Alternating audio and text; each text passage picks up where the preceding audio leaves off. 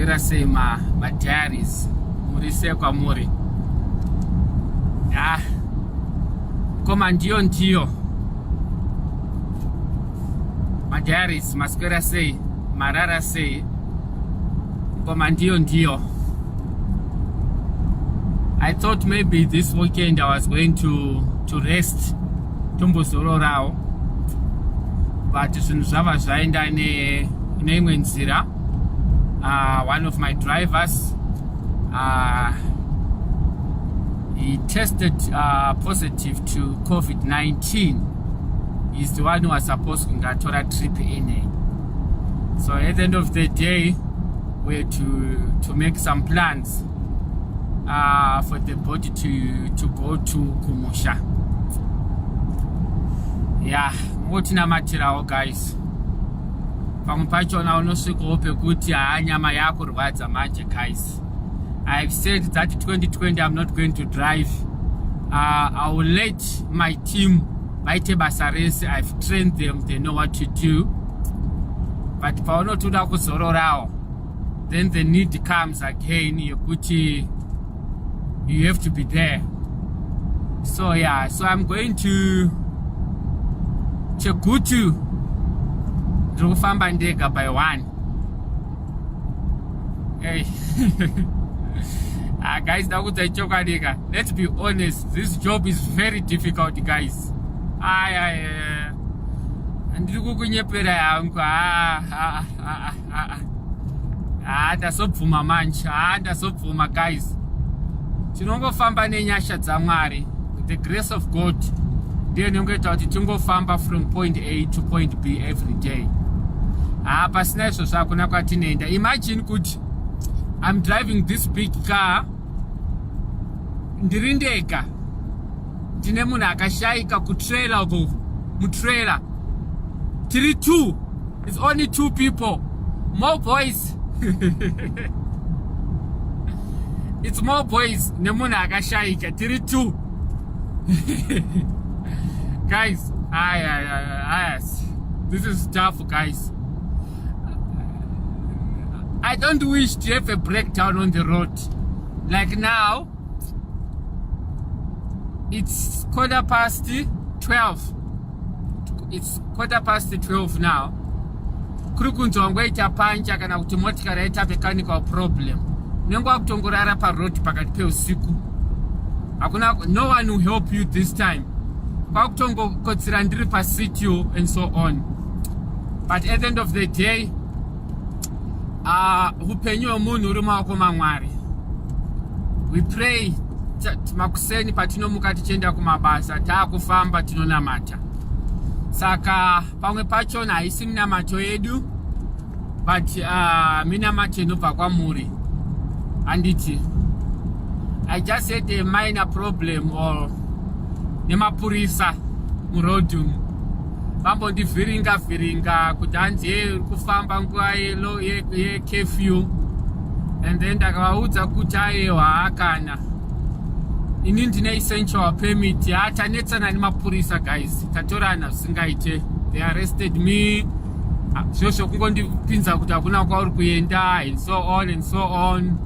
They demanded money, mari yebribery. Vati ndivatumire mari pa-e-wallet.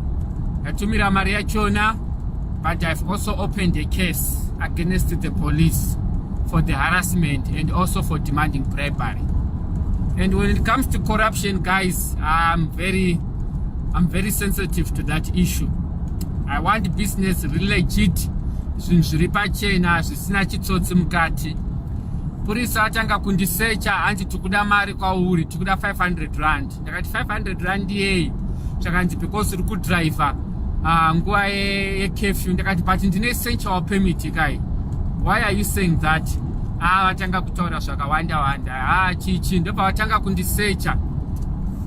Vanhu vari muJoburg munozviziva kuti kana uchifamba muJoburg haufamba une mari.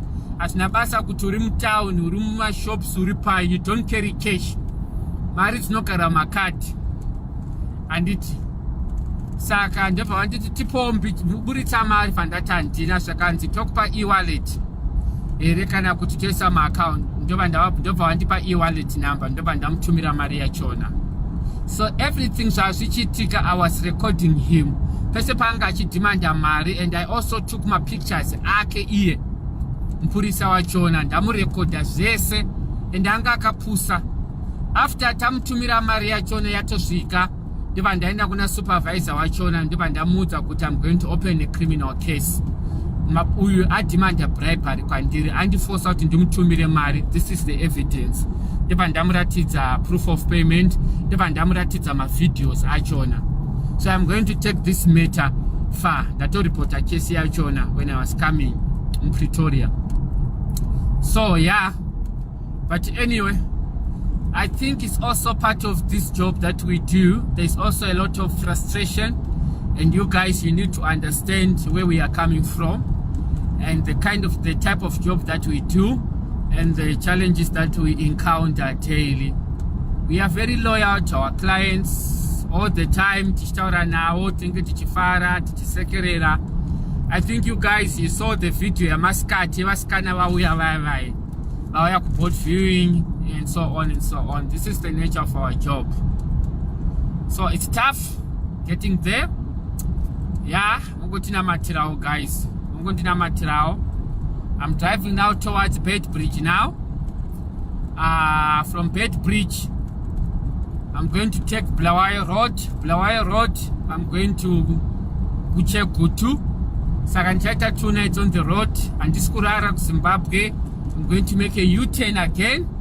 Just Urara Kuchopek in that Soka. Maybe probably on Sunday or Monday. And so on. So it's going to be a very busy weekend for me. Yeah, so it's tough, guys. A lot of frustration and so on. But we'll get there. Mongoramba mchungontina matirao. Anditi. Yeah, and the chico. Yeah, we don't have to pay bribery, guys. Inini bribery inondirwadza pampurisa. Because Mpurisa is a civil servant. Arutambira mari kubva kugovernment. Why would I take mari yevana vangu yechingwa ndichimupa iye mari yake kuti adye? Aitei. Andina mhosva yandaita. I'm living in South Africa legally. I've got the permit. I've got all the documents. I'm a South African citizen. I'm a Zimbabwean citizen. Maona. Dine essential permit yokuti ndinofamba. The board has been cleared by the government. So why kuti anodimanda bribery mari kwandiri nini? No.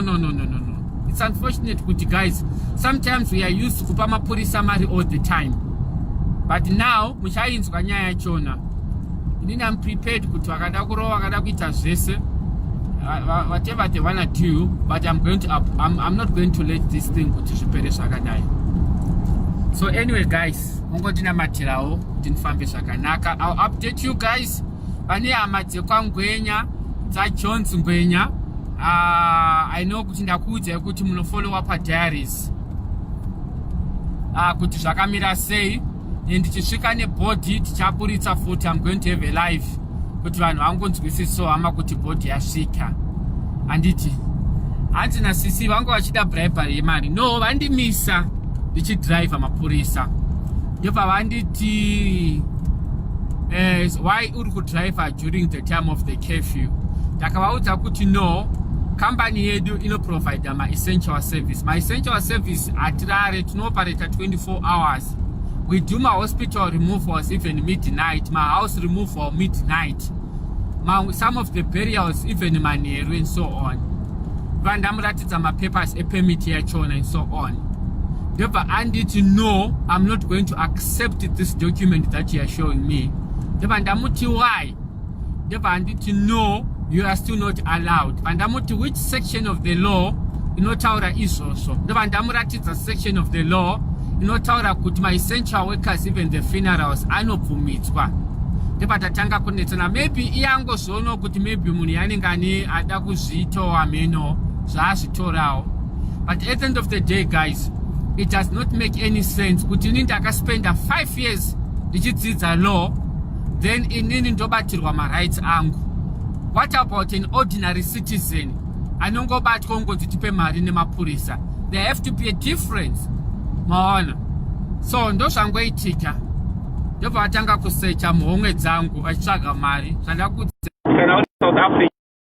You guys, you know kuti aufambe nemari azvina basa kuti unogara kupi. You don't carry cash anywhere. Uchifamba uchita say mari aufambe ne wallet. I don't have a wallet. Andina chitupa chandino, I don't have a wallet pachangu inini. And it ndinongofamba ndakadaro. If I want to do a transaction, do not swipe and so on. Saka andisearcha muhongo achitsvaga mari, haana kana mari yawana. Ndobva ataura kuti now unofanira kutumira mari ne-e-wallet. Ndobva ndamuti aiwa but handina mari, ndobva atanga kunetsa. Knowing that I'm carrying a COVID body and ndinozodhilewa the whole night ndiripo. Because anga akutoita zvekupfidzisa manje. Pandazomuti aiwa hashamwari chi. Ndobva atanga kunetsa. Ndobva anditi hanzi ndikuda mari nditumire ne-e-wallet. Ndobva ndatotanga tatesta number yako handidi kukutumira ku-wrong number. Ndobva ndatodiala number yake. Ndobva yatoringa and so on. Ndobva taita transaction yachona. Pakutanga yanga ichiramba. Maona. Ndobva akutoti kana ichiramba, you can put the money direct into my bank account. I will go and withdraw it now. Ndozvaanga achitaura. So panga pachiitika zvese izvi, I was recording him. Ndachimutora mapictures zvese. Even time paandiratidza message yekuti mari yapinda, ndabva ndacapture futi pafoni pangu. Saka ndomaitikira zvaita. After that, ndabva ndataura nasupervisor wake. Ndamuudza supervisor wake kuti sir, ndozvaitika izvi. One of your officials, he demanded bribery money from me. Andisunga achinditi ndiri kufamba pama-hours akati. Ndobva ndamuti chindiendesa kuma-sales, ndobva aramba. Ndakamuti ndipe ticket, ndobva aramba. And then he demanded money from me. This is the money, this is the proof of the money, of the payment, proof of payment. Secondly, see my videos aya. Ndiyari kutaura tarisa achinditi ndipe mari, achitotaura kuti handisi kuzokurelease until wandibhadhara mari inini. This is what happened. Saka supervisor wachona abva angondiudzawo ma-procedures zvandofanira kuita regarding the case and so on and so on. That's why I had to go and open the case now. So the case is now under investigation. So after that, atanga kundifonera.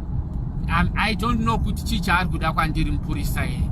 Because number dzangu anadzo, atora mari yangu, and the mari yachona, you guys know how difficult it is. Nimabasa atinoita how we get this money. Haisi mari inongoya zviri easy. Imari inoya through a lot of hard working. There's a sacrifice, a lot of sacrifices. We are putting our lives on risk, our families on risk. This is just a bait, guys, this industry at all. So yeah, this is the case, and asangana nayo, and it killed the spirit of driving now to Zimbabwe. But anyway, ndofana kufamba ndisvike kuZimbabwe. The family is waiting for me, and I have to come back to Johannesburg. So mungotinamatirao ma-diaries kuti ndifambe zvakanaka. You know, sometimes kana wambosangana nema-challenges akadai, you get frustrated on the road and so on. And also maybe it's also part of the job that the pressure is too much every day. We are not able to handle some cases, some families and so on. And I don't know what to say, but I'm strong and I'm able to manage the situation. So that's it. Tobatana ma-diaries. Ekandimorowa pasi ndipo continue. Mungotinamatirao.